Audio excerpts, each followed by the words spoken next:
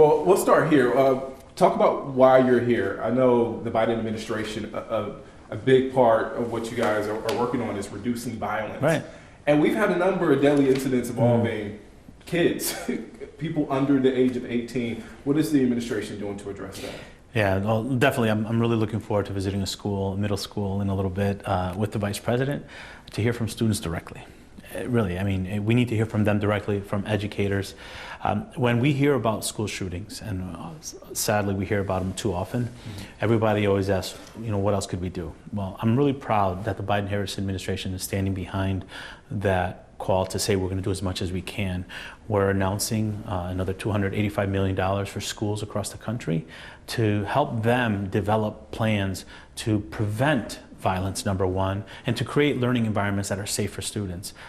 As a father, the most important thing for my own children, for me as a father, is their safety. And I know parents across the country want us to do more. We're proud to be here to hear from the students, but also to announce additional dollars and resources to make sure our schools are as safe as they can be. Speaking of schools, I want to get to the Stronger Connection grants. Why are so many states struggling to give out this money? We have a report that found that $40 million still unawarded in the Carolinas. The only state, speaking of the Carolinas, South Carolina, only 12 school districts have given out that money. Why are states struggling to give out that money? It's unfortunate, right? When you hear these cases and you see these stories of unsafe schools or school violence, my understanding is that there are sometimes state legislative hurdles have to be crossed. It's my expectation that these dollars get into the classrooms as soon as possible. And at the Department of Education, at the federal level, we're working with states to push that. So it's my expectation that these dollars are used for what they're intended to be used for, which is creating safe school environments. It makes no sense to me for these dollars to be offered by the federal government to be sitting in coffers while our schools are not as safe as they can be. We need to do better. Off that, how do you boost awareness to it? Some school districts, some school districts rather, don't know it exists. Right. Well, we are working more closely at the Department of Education with governors, state legislative bodies, and mayors, because we recognize that if we're going to move the needle in education, whether it's school safety, reading scores, we have to do better. Mental health supports for students, pathways to careers. We need to make sure we're working closely with our governors, with our state legislative leaders, and our mayors. I want to turn to students with disabilities. We have data, federal data rather, North Carolina leads the country per capita in long-term suspicions when it comes to students with disabilities. I mean, what is the administration doing to eliminate that? I mean, these students are vulnerable. Right. As a former school principal, I remember how challenging it was when students communicated that they have needs or deficits in skills through maladaptive behaviors. But it's our responsibility as educators to make sure that the students that need more education get more, not less.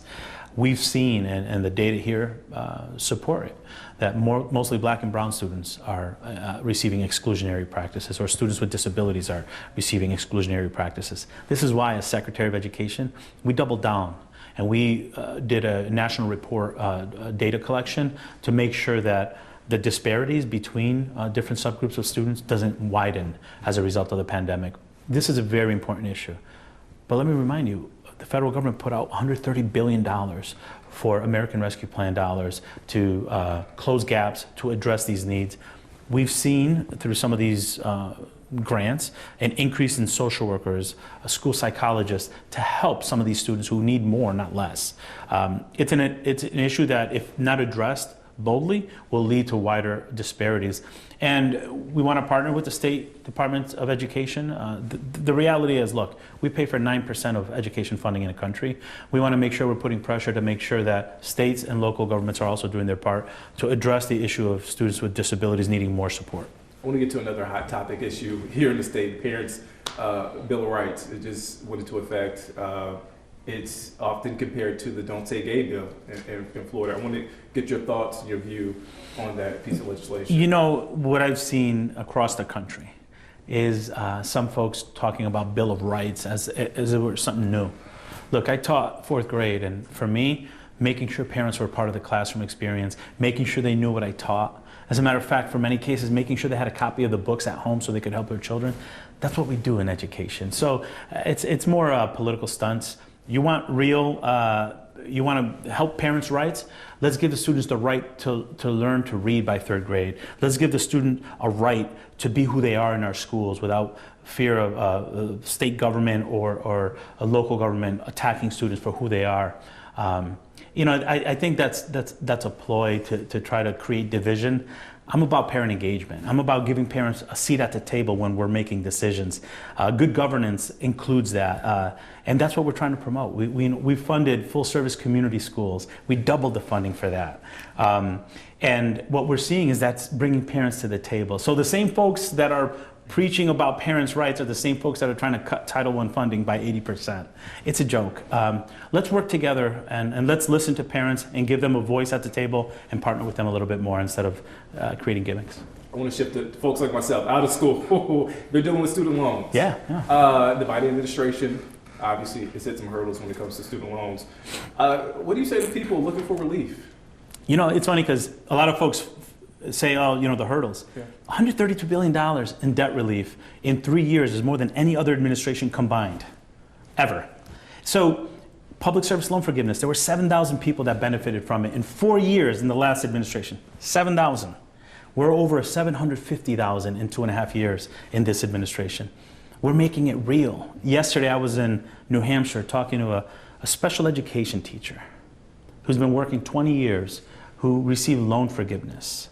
We don't pay our teachers enough in the first place, but the $20,000 that this teacher got in loan forgiveness, she's now helping her husband who has special needs, physical handicaps, get into the bathtub better. Like, these are real stories that are happening as a result of our actions. The Supreme Court shut down the 40 million people that were going to get debt relief. I think that might be what you're referring to. Within an hour of that announcement, we came up with another plan to provide debt relief. It's very clear for the folks that are out there. There's a team of folks that are fighting for you in DC, and there's a team of folks, many of them who've gotten loan forgiveness themselves, who are fighting against debt relief. We're going to fix higher education. Imagine the potential of this country if all students have access to higher education. That's what we're after. I want to follow up on that. Perception is sometimes reality, right? And some people don't see it that way. Right. How do you boost awareness to let folks know this is what the administration has done? Yeah. Well, it's just a constant messaging, right? So making sure that we're putting faces. So yesterday, when we talk about $132 billion in debt relief, people are like, what does that mean? But when you hear of a special education teacher who's been working her whole career and has gotten some debt relief because she's a public servant, you could put a story to that. We're lifting up stories. Wherever we go, I visited 46 states. I'm trying to lift up the stories of the people that have benefited from our policies. And these are regular, everyday Americans, public servants, veterans, police officers who are working to make their community better, which is a sharp contrast to the billionaires that got tax relief in the last plan. I'm really confident that what we're doing is what people need in this country to get them back on their feet. I'm proud of the work, and we have to continue messaging. Instead of focusing, we've been focusing so much on policy, we have to make sure that we're lifting up those stories to let people know what we're doing for them. I want to go back to the classroom. Sure. It's been pushback on Black history, specifically slavery, being taught in the classroom. Nikki Haley, former governor of South Carolina, failing to acknowledge slavery when it comes to how the Civil War started. I want to get your thoughts on that. I want to get your view on that. Look, as a Latino, that's scary. As an American, that's scary. We got the two top candidates in the Republican Party yesterday on a debate. One who wouldn't acknowledge slavery as a cause of Civil War, and the other one who created a campaign last year against Black history in Florida. That's what we're putting up. As a parent, it's worrisome, and we have to do better. Look, this country was founded with diverse perspectives, and we have to be real about our history. We can't rewrite it. The ugly parts too, so we could learn from it. That's what it means to help educate our students. It doesn't mean that we're casting shame on students. It means this is what happened. And I think we have to be honest with our students, and we have to make sure that our public schools are not led by people who want to rewrite history or ban books because it doesn't fit their narrative. And we have to be careful of people that are afraid to speak the truth. And unfortunately last night, that's what we saw a lot of.